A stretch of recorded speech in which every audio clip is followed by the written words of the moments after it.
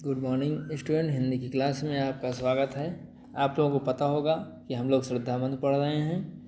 पहले मैं पदक पढ़ता हूँ, फिर मीनिंग्स बताता हूँ, तब फिर अर्थ बताऊँगा। बढ़ा मन और चले ये पैर, शैल मालाओं का श्रृंगार, आँख की भूख मिटी यह देख, आह कितना सुंदर संभार। यहाँ पे शैल मालाओं में होता है, शैल मीन्स पर्वत, मालाओं में शिखर या चोटियाँ, संभार मीन्स होता है संपूर्णता या संपत्ति। यहाँ पे श्रद्धा मन जो पिछले पद में जो है मैं बताया था कि उस हिमगिरी की ओर जब इनकी दृष्टि पड़ती है दोनों की, तो अत्यधिक दुखी होकर उस शिखर की ओर, उस चोटियों की ओर देखते हैं। ये उस समय प्रलय का समय था। वह धरा इस प्रकार दिखाई दे रही थी जैसे कि यह जो है पृथ्वी सिकुड़ सी गई हो। तो उसी के आगे का जो भाग है उसी को बता रहा हूँ। उसमें आगे क्या होता है कि बढ़ा मन और चले ये पैर, शैल मालाओं का श्रृंगार। कहते हैं कि श्रद्धा मन जैसे ही उस हिमगिरी की ओर देखते हैं, उस पर्वतमालाओं, चोटियों को देखते हैं, तो देखकर जो है उनका हृदय अत्यधिक अधीर हो जाता है। और उनका जो और उस शैल मालाओं, शैल पर्वतों की जो चोटियों का जो श्रृंगार है, सुंदरता है, उस सुंदरता को देखने के लिए इनका मन जो है आगे की ओर बढ़ने लगता है। और इनके जो पैर हैं उन पैरों को भी चलने के लिए जो है उत्साहित करने लगते हैं। आँख की भूख मिटी यह देख, कहते हैं उन्हें देखकर आँखों की जो क्षुधा थी वह क्षुधा भी अब देखते ही वह समाप्त हो चुकी थी। क्योंकि यहाँ पे श्रद्धामन ने जो है उस दृश्य को देखा था, उनकी दृष्टि उस दृश्य को देखा था जो उनका जो है हृदय विचलित हो गया था। आह कितना सुंदर संभार, उनके मुख से यह हाय करके निकला। आह देख, यह कितना सुंदर संपत्ति है, ये अपने इस सृष्टि की कितनी सुंदर संपत्ति है जो इसमें संपूर्णता दिखाई देती है। नीचे पढ़ता हूँ कि यहाँ देखा कुछ बलि का अन्न, भूत हित रत किसका यह दान, इधर कोई है अभी सजीव, हुआ ऐसा मन में अनुमान। यहाँ पे जो है कहते हैं बलि का अन्न। यहाँ पे बलि का अन्न मीन्स होता है गृहस्थों द्वारा संसार के जीवों के कल्याण के लिए प्रतिदिन घर से बाहर रखा जाने वाला अन्न बलि का अन्न कहते हैं। भूत हित मीन्स होता है जीवों की भलाई में लगा, जीवों की भलाई में लगा। सजीव मतलब जो जीवित है, ऐसा उन्होंने अनुमान लगाया, मन में ऐसा अनुमान लगाया। यहाँ पे कहते हैं कि यहाँ देखा कुछ बलि का अन्न। कहते हैं कि यहाँ पे जैसे ही वहाँ पे श्रद्धामंद दोनों पहुँचते हैं तो वहाँ वो जो दृश्य दिखाई देता, उस दृश्य को देखकर ऐसा लगता है कि जैसे वहाँ पे पहले से ही गृहस्थों द्वारा संसार के जीवों के कल्याण के लिए प्रतिदिन घर से बाहर रखा जाने वाला अन्न जो वो दिखाई दिया, ऐसा लगता है कि जैसे कोई वहाँ पे पहले से ही रख गया हो। भूत हित रत जिसका यह दान। कहते हैं यह अन्न ऐसा प्रतीत हो रहा था, ऐसा दिखाई दे रहा था, वह दोनों ऐसे ही अनुमान लगा रहे थे मानो जैसे जीवों के कल्याण के लिए ही या जीवों के भलाई के लिए ही यह अन्न यहाँ पे रखा गया हो। इधर कोई है अभी सजीव, उनके मन में आया, उनको यह मन में यह शंका हो गई कि इधर कोई जरूर ही कोई व्यक्ति या कोई जीव यहाँ पे जीवित ही है, तभी उसके लिए जो है ये अन्न यहाँ पे रखा गया है। उधर हुआ ऐसा मन में अनुमान, श्रद्धामन के मन में, उनके मन में जो है यह अपने आप ही यह अनुमान लगाने लगे या आने लगा, अनुमान मन में यह अनुमान लगाने लगे कि कोई जीव यहाँ पे वो जीवित है। इसी के लिए, इस जीव के कल्याण के लिए ही यह संसार के द्वारा रखा जाने वाला जो अन्न है वो प्रतिदिन यहाँ पे रखा जाता है। अर्थात कोई जीव यहाँ पे जीवित होगा तभी तो उसके लिए यह अन्न रखा गया है। ऐसा अनुमान श्रद्धा अनुमानु अपने मन में लगाते हैं, मन में ये विचार आने लगे हैं। फिर तीसरा पढ़ता हूँ। तपस्वी क्यों इतने हो क्लांता, वेदना का यह कैसा वेग, आह तुम कितने अधिक हताश, बताओ यह कैसा उद्वेग।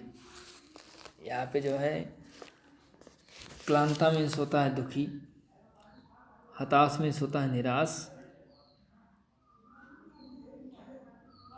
उद्वेग मीन्स होता है। यहाँ पे जो है कहते हैं, अब यहाँ पे वही श्रद्धा कहती हैं कि हे तपस्वी, क्या कहती हैं कि तपस्वी क्यों इतने हो क्लांत, वेदना का यह कैसा वेग, आह तुम कितने अधिक हताश, बताओ यह कैसा उद्वेग। यहाँ पे कहते हैं कि हे तपस्वी, तुम इतने दुखी क्यों हो रहे हो, तुम्हारे हृदय में इतनी तीव्रता और वेदना क्यों दिखाई दे रही है, और वेदना क्यों दिखाई दे रही है, आह तुम कितने अधिक हताश। यहाँ पे कहते हैं कि तुम जो है इस प्रकार इस निर्जन स्थान में असहाय और व्यथापूर्ण स्थिति में बैठे हुए मनु से श्रद्धा ने उनके दुख और निराशा का कारण पूछा। बताओ यह कैसा उद्वेग। वो कहते हैं कि मनु के प्रति उनके सांत्वना युक्त उद्गारों को व्यक्त करने के साथ ही श्रद्धा उन्हें प्रेरित एवं उत्साहित भी करना चाहती है ताकि वे जीवन में विरक्त ना हों। उनके लिए यह बता रही है। अब आगे पढ़ते हैं। दुख की पिछली रजनी बीत, विकसता सुख का नवल प्रभात, एक पर्दा यह झीना नील छिपाए है जिसमें सुख गात। यहाँ पे कहते हैं रजनी मीन्स होता है रात, नवल मीन्स होता है नया, मूल मीन्स होता है जड़, स्रोत या कारण। यहाँ पे जो है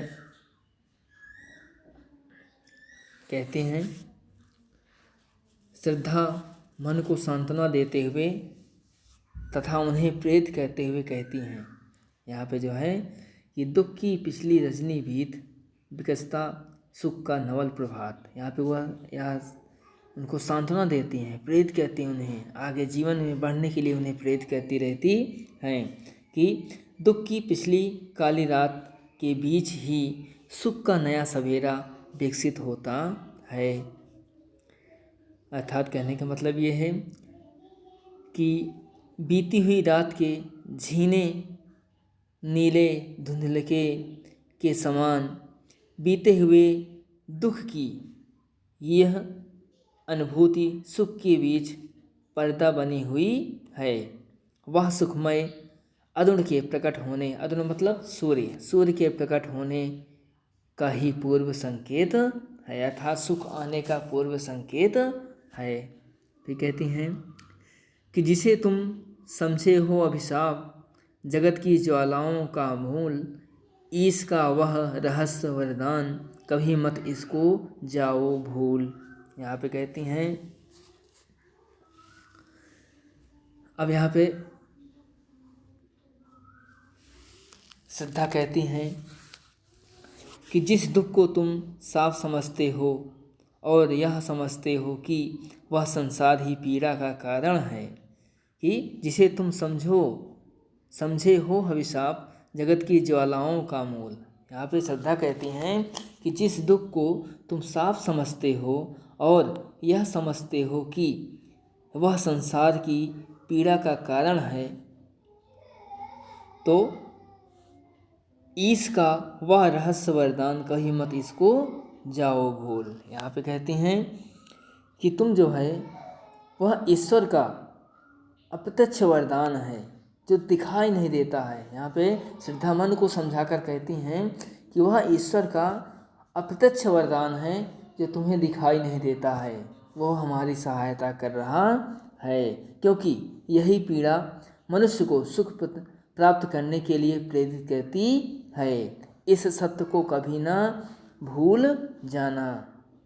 ये श्रद्धा मनुष्य कहते हैं कि जो ये सत्य दिखाई दे रहा है, ये सत्य तुम्हें प्रेरित कर रहा है, ये सत्य ईश्वर के द्वारा दिया गया एक वरदान है जो तुम इसे भविष्य में कभी इसको भूलना मत। लगे कहने मनु सहित विषाद, मधुर मारुत से ये उच्छ्वास, अधिक उत्साह तरंगवाद उठाते मानस में सविलास।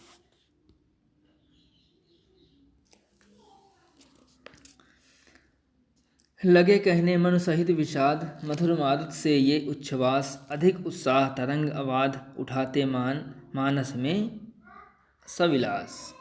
विषाद मीन्स होता है दुख, मधुर मारुत मीन्स होता है अनुकूल शीतल मंद सुगंध वायु, उच्छ्वास मीन्स होता है सांस के लिए, सांस के रूप में वायु का भीतर लेना और छोड़ना, उच्छ्वास उसे कहते हैं। निरुपाय मीन्स होता है, ये तो इसमें का, इसको कहते हैं, इसको जो है कि लगे कहने मनु सहित विषाद, यानी जैसे ही श्रद्धा उनको ये बातें बताती हैं इन शब्दों के द्वारा, तो अब इसके बाद जो है मनु कहते हैं कि लगे कहने मनु सहित विषाद, कहते हैं मनु जो है अब अपने दुख को प्रकट करते हुए उस श्रद्धा से कहते हैं, उस श्रद्धा से कहते हैं कि यह जो है, ये जो वायु है ये हमारे अनुकूल है, ये जो मंद सुगंध वायु चल रही है ये हमारे अनुकूल है। जो मनुष्य जो है वो बताते हैं कि जो मनुष्य है वो अपने सांसों के द्वारा वायु को छोड़ता है, फिर निकालता है, फिर छोड़ता है, फिर निकालता है।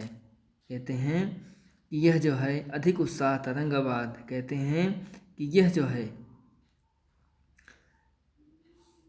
कहने का मतलब ये है कि लगे कहने मनु सहित विषाद, कहते हैं मनु जो है अपने दुख भरी बातों को प्रकट करते हुए कहते हैं कि हम जो अपने सांसों से यह वायु को निकालते और छोड़ते हैं, यह वायु जो है हमारे लिए अनुकूल है,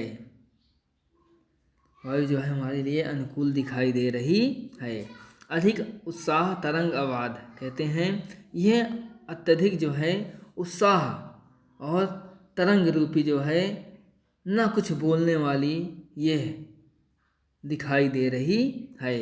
उठाते मानस में सविलास, कहते हैं वह मन मानस में, मनुष्यों के मन में जो है यह एक ऐसी बातों को जो है रख देते हैं, बैठा देते हैं, वह जो है सविलास यानी सुंदर दृश्य को जो है वो चित्रित कर देते हैं, उसको बताते रहते हैं। किंतु जीवन कितना निरुपाय लिया है यह देख नहीं संदेह, निराशा है उसका परिणाम, सफलता का वह कल्पित गेय। यहाँ पे जो है कहते हैं कि निरुपाय मीन्स होता है असहाय या विवश, गेय मीन्स होता है घर या मकान। यहाँ पे कहते हैं किंतु जीवन कितना निरुपाय, कहते हैं, अब यहाँ पे मन कहते हैं, श्रद्धा से कहते हैं कि यह जीवन जो है कितना असहाय या विवश हो गया है, लिया है देख नहीं संदेह, कहते हैं मैंने इस संसार में सब कुछ देख लिया है, हर संसार के हर एक कोने में जाकर जो है मैं देख लिया हूँ कि यहाँ केवल दुख ही दुख है, अर्थात यह पूरा जीवन जो है, ये हमारा जो जीवन है यह असहाय है, अर्थात विवश है, इसमें कोई संदेह नहीं है। निराशा है जिसका परिणाम, कहते हैं इसका जो परिणाम, जो उत्तर निकल के आने वाला है वो निराश ही होने वाला है, अर्थात हमारे जीवन को निराश ही करने वाला है। सफलता का वह कल्पित गेय। कहते हैं जो तुम समझती हो कि वो सफलता का जो कल्पित गेय है, यानी कल्पित अत्यधिक विचलित करने वाला जो घर है, वो तुम्हें जो है वो सफलता का मार्ग नहीं है।